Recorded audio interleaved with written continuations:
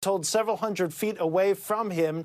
He drops the weapon, and then an eyewitness bravely and quickly thinking takes a photograph not only of this alleged suspect's vehicle, but of the license plate. They take that license plate information and, just for purposes of discussion, a hypothetical, say it's ABC 1234, they put that into a database where license plate readers are constantly scanning who's going by, kind of those overhead gantries that you see on the highway, and this is on I-95. So they determined he's on I-95, he's headed north, and he was recently spotted in a location near another county. They asked for that other county's help. They're able to take this individual into custody, apparently without any incident, according to law enforcement officials there. And that's how all of this goes down. To the point you were making, as we started the program, they found this GoPro. They found those bags containing ceramic tiles. You're looking at the photographs there, as well as the weapon he allegedly had. What happens from here, they're going to basically,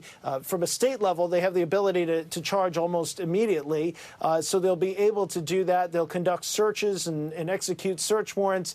And then the FBI says that they are investigating this incident. It is potentially a federal crime. It'll be up to the Justice Department, the U.S. Attorney's Office, and the FBI to determine whether this individual's met that threshold. Likely he has. And then at that point, they'll be able to charge potentially federally. We'll just have to see how all this comes together. But that's kind of the state of play as we speak here a little after 7 p.m. Eastern time, Ali. Yeah, and Tom, you talked about those pictures of the images that were released there, the backpack on the fence, as well as the GoPro camera. Right. Walk us through what the FBI intends to do with that evidence right now, and how that might open other doors to them, other questions that they may have about the profile of the suspect, his motivations, or his plans. Sure, Eamon. So a bit of an open question here, because based on a preliminary search of public records, this individual does have a criminal record. Whether that could have been disqualifying for him purchasing the gun, that's something they'll definitely look at. The ATF will take a look at that too, likely. So they'll look into that. What was in that backpack? Apparently there were ceramic tiles, and so people might be asking about that. The individual might have been using that as a means, as you might use in a ballistic vest. Ceramic panels. Was he using that to try to basically provide a shield for himself? That's very much an open question. We'll have to see what that's about. Then you mentioned the GoPro. You know, the GoPro, he may have started ahead of time. He may have other images or video on there. So that's going to be a question as to what might be on that. That could be very helpful. They've got his vehicle, obviously.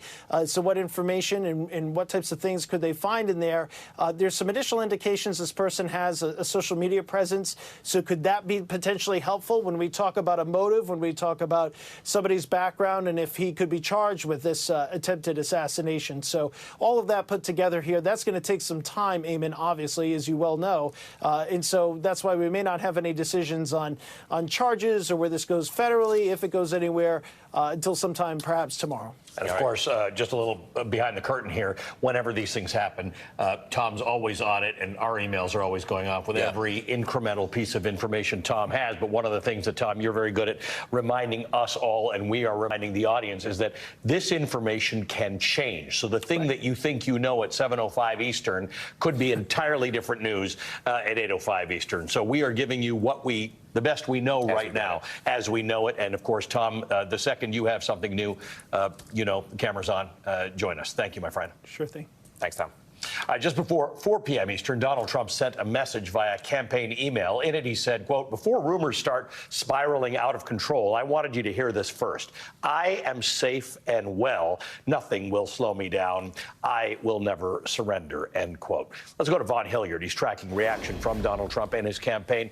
Vaughn, good evening to you. I understand you, or the public, has received a fundraising text from Team Trump. What does it say? Right. Really, so far, the fundraising texts are kind of the most up-to-date information or words that we have gotten from Donald Trump and his campaign. The one fundraising text that just came through reads, quote, "From Trump, my resolve is stronger after another attempt on my life." One earlier said, quote, "I am safe and well. Nobody was hurt. Thank God. I'm thankful to have your support here." We are waiting to hear from any more official word from the Trump campaign or Donald Trump himself here. There's been no social media posts, even on his Truth account, since this incident played out here this this afternoon.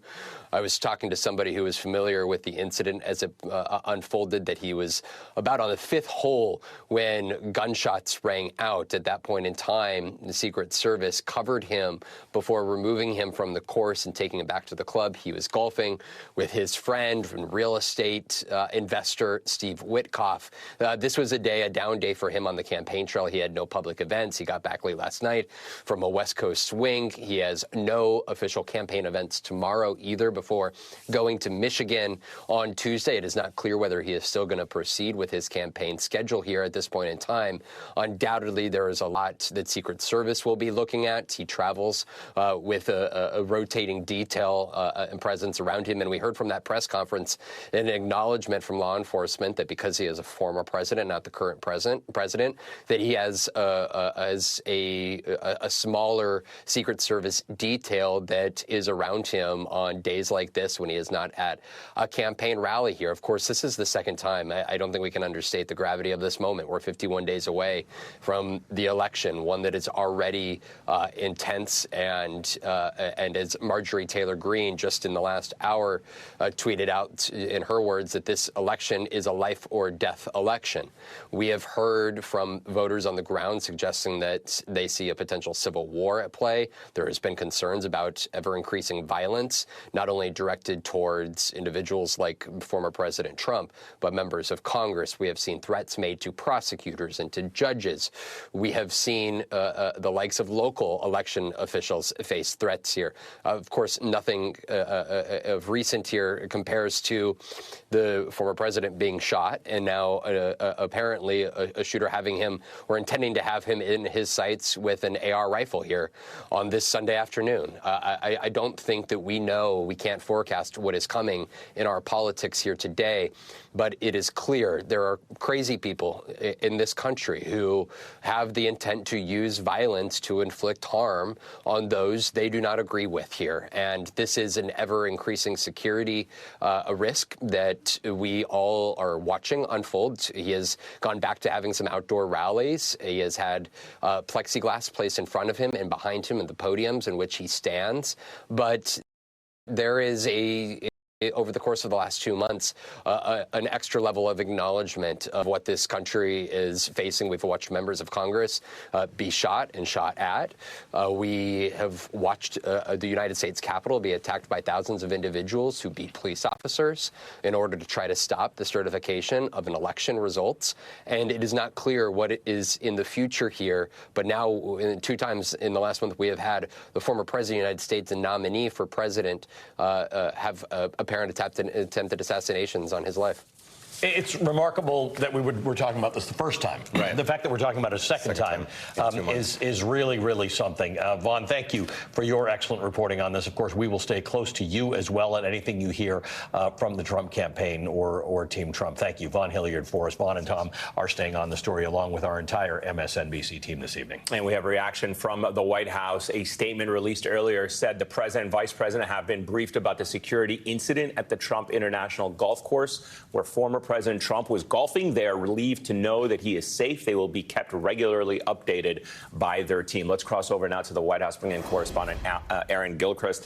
Aaron, obviously something like this reaching the highest levels of our government. Walk us through what the White House knows about it, and certainly whether or not there is going to be any changes to the vice president's schedule, given the fact that she is also campaigning herself for this presidential role and requires the Secret Service protection.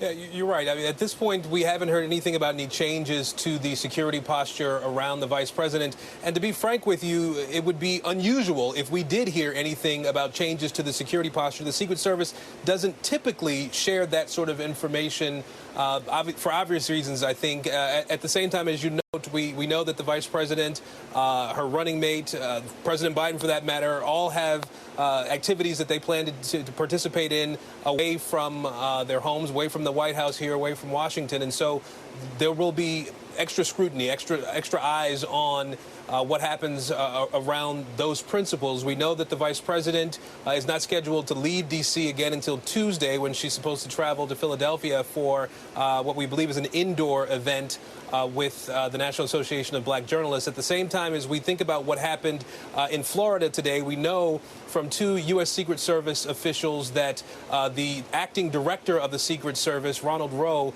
is on his way to Florida. It's worth noting that he started his law enforcement career in West Palm Beach, and now there's been another incident involving a former president that is under Secret Service protection. When Ronald Rowe became the head of that agency in July, after the director, Kim Cheadle, resigned after the assassination attempt on President Trump, he said that part of his work was to rebuild trust in the agency and the men and the women who are tasked with protecting presidents and former presidents. And so to have something like this happen so soon after that incident back in July, certainly it pushes the Secret Service into a place where we get information. I think the press conference we saw today with the Secret Service special agent speaking there, he was able to share more information than we might typically get so quickly from the Secret Service. And now to know that the Secret Service director is on his way to Florida, even though the FBI is taking the lead on the investigation, he's going to be on the ground there to talk to his people about what happened and how to prevent anything of that nature from happening again. As you noted, we did hear from a statement from the White House that President Biden and the Vice President had been briefed. Vice President Harris did put out a post on X shortly after this happened, where she said that she was glad that former President Trump was safe, and said that violence has no place in America. Her running mate, Governor Tim Walz of Minnesota, echoed that, saying violence has no place in our country. It's not who we are as a nation. And that is the extent of anything that we've heard from the people who are running against former President Trump in this campaign. This is not a moment, one could argue, for politics, but one for people to really sort of buckle down and look at the realities around some of the violence and the danger that is present with these political figures. Aaron, thanks very much. We'll stay close to you as well on this story. Aaron Gilchrist is at the White House for us. Evie Poumpouras joins us now. She's a former Secret Service special agent and an MSNBC law enforcement analyst. Evie, good to have you here. Thank you. Everybody agrees violence should have no place in our politics, but stochastic violence, these individuals with weaponry who we don't know the motivation behind this at all yet, seems to have a very big place in our politics right now. And this is, the Secret Service is now tasked with a very difficult thing. This is the second potential assassination attempt on Donald Trump so far. Yes, in 2 months. Yeah. And this is unheard of. Usually we see them once every couple of decades. Right. I'm actually not surprised. I think the fact that we had that incident happen in Butler, how close it came, what does it do? It emboldens other people. It gives them the idea, oh, I think I can do that too. And very likely, as it appears as things are unfolding, this is what we're looking at. And I don't want to be a projector of bad news, but I would not be surprised if we see this again. Secret Service is absolutely going to be amping up their assets. They don't want this to happen again. You're going to be looking at having outer perimeters a lot more secure. Same incident. If we look at this, this happened where again? Outdoors. At Butler, it was at a rally. Here, he's outside golfing. It is so difficult to secure environments like this. You need so many more resources. Right. U.S. Secret Service is typically towards the center. Outside, it's usually local law enforcement. Now, I can absolutely see them asking for more assets. Not all local authorities have the numbers, so they're going to be reaching out to perhaps even military. There's some speculation about that saying we need help. Also, it's not just President Trump. You're going to be looking at Vice President Kamala Harris, President Biden. Secret Service also protects former presidents. Usually that stays a little bit low, but those contingencies also tend to be small. When you have actors like this, and it's interesting because with his stuff, they found what? A GoPro. Yeah. Because in these situations, they want to be seen, the attackers. Right. I want people to know and want it broadcast. At the Trump rally, what do we have there? Lots of cameras. One of the things we look for with attacks, when people select their targets, they want an audience. And so in this situation, I'd be really interested to see what was on that GoPro and what he intended to do with that.